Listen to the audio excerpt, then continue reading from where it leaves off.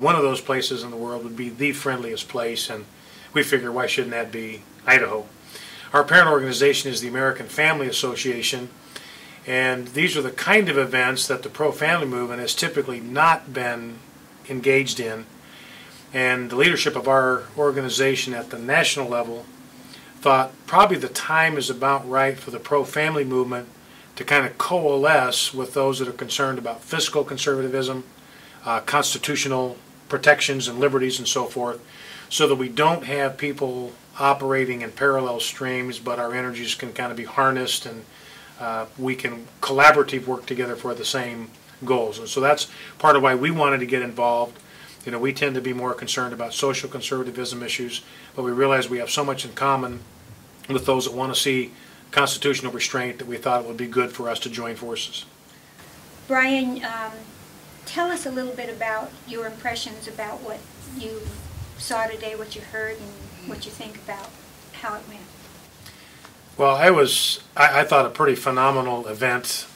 You know, as Al said, we probably had 2,500 to 3,000 folks that were there.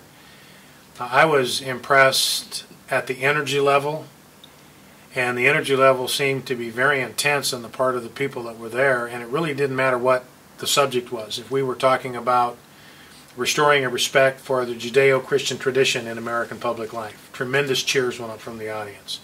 If we talked about protecting state sovereignty, cheers went up from the audience. If we talked about lowering taxes, cheers went up from the audience. And so I think what we saw there is kind of a cross-section of ordinary Americans and the things that they care about. And genuine conservatives are typically not conservative just on one issue, but on a range of issues that have to do with pro-life, family issues, taxation, growth of government, government spending, government regulations. And all of the people that were there today have profound convictions about certain fundamental values and want to see them restored to America's public life. But there were some people that identified themselves as Democrats and as Libertarians, and it was a good cross-section, which is also exciting, that Americans were finally coming together around one central thing, and that's the concern about government's lost its way. Well, and I think you're right, Liz, and I think part of the reason for that is that the people that showed up today are not motivated by partisan issues, they're motivated by principle.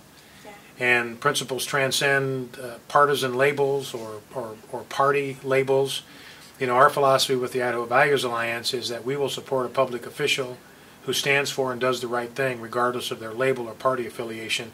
And that was the sense we had in the crowd today. There are just certain profound convictions they have, principles they stand for, and they will support whoever advocates those principles, and they will be opposed to anyone that they feel is undermining those principles, again, regardless of their party label.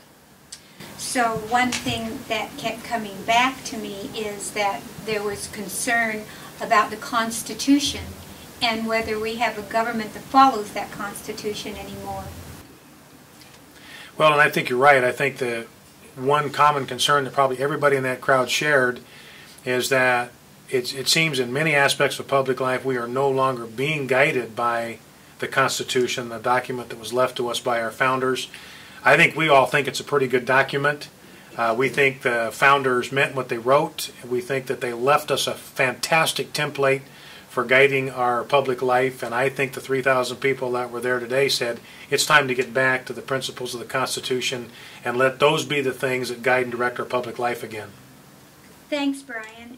Next, I'd like to speak with Dwayne McMurdy, and Dwayne is a member of the Campaign for Liberty, We the People Foundation, Idahoans for Liberty, and I see I'm not sure what you have here. North and western part of the state of Idaho. I'm actually a co-coordinator of the Campaign for Liberty. Oh, okay. And you happen to be also a member of the Republican Party precinct committeeman. Actually, Elizabeth, yes, I am a Republican lifelong, and I was elected as Legislative District 15 Chairman of the Republican Party. But I come to this organization and this meeting not representing Republicans, and I'll probably have more to say about that later. I have all those organizations down there because, and I think it's coming out very clear already, that this is not a party or political problem. This is a problem of the violation of our Constitution. There are so many ways and so many things that have been violated that some of these organizations are basically saying enough is enough. And we at the grassroots are going to basically begin to take the we the people approach, because the legislation, the executive, and the judicial are not necessarily listening. When we come back from the break, I'd like you to tell us about your impressions about today and your participation in it and what you hope will come out of all of this. This is Treasure Valley Community Television. Good evening, I'm Gene Delago, and this is the Idaho Freedom Forum. This is the Grambo Report. Welcome to Works World.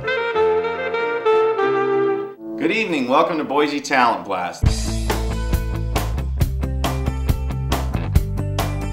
I'm Jeanette Ross. This is Conversations. You're checking out Notes from the Underground.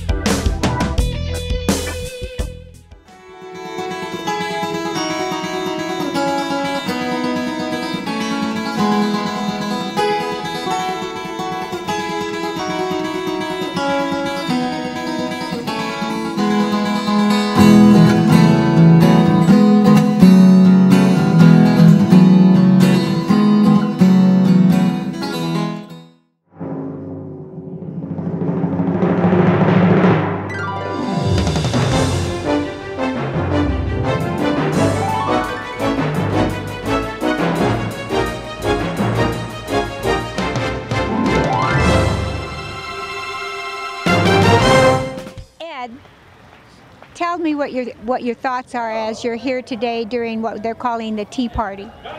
Well, I just thought I should show the colors. You know, I've been around a little longer than you have, and I thought the more people that showed up, the better. And so I wanted to be counted. One of the questions that I've been asking people is whether they think Congress is really following what we call the proper role of government. Well, you know the answer to that. They're doing a terrible job. Both the Democrats and the Republicans. The Republicans had a chance to really do something, and you know, I think you need to get back in there. Thanks, Ed. All right, we'll cut that. I'm talking with Todd Mendel. Todd, what were your thoughts about today's event? I think it was great. It was a great start to what more people need to know about, and that is to stick up for our constitutional rights and prevent the government from overstepping their bounds. What is your number one concern with what's going on in Congress right now? Spending. I'm a small business owner, and I don't understand how they can continue to spend money they don't have. You and I can't do that, can we? No. Thank you. You're welcome. Howard, what are your thoughts as you're attending the Tea Party today? Well, there's a lot of people think that, that this is just the beginning, and I have to agree with that. It even started earlier when we were here in '94, to make it clear about our gun rights. You know, the Civil War didn't start in 1861. It started about 1830 with the South Carolina passing the Nullification Act. And we're letting them know today, we're putting them on notice. And if we have to, when we get done voting the soapbox like I'm on right now, or the jury box where we may have to have jury nullification, or the ballot box where we elect our representatives, if we have to, we'll vote the bullet box. Okay. I said that in an email this year. Got some lawyer in Detroit all huffing puffy about it, and they sent the SS, the Secret Service, to my house to talk to me about that. You know, too bad. That's the facts, and that's what's going to happen. And what are you basing this on? Basing that as a love of my country, and I'm willing to fight for it just as my great-great-great-grandfather Brim did, who fought in the American Revolution. And we're going to defend this country against these tyrants, and they're on notice today.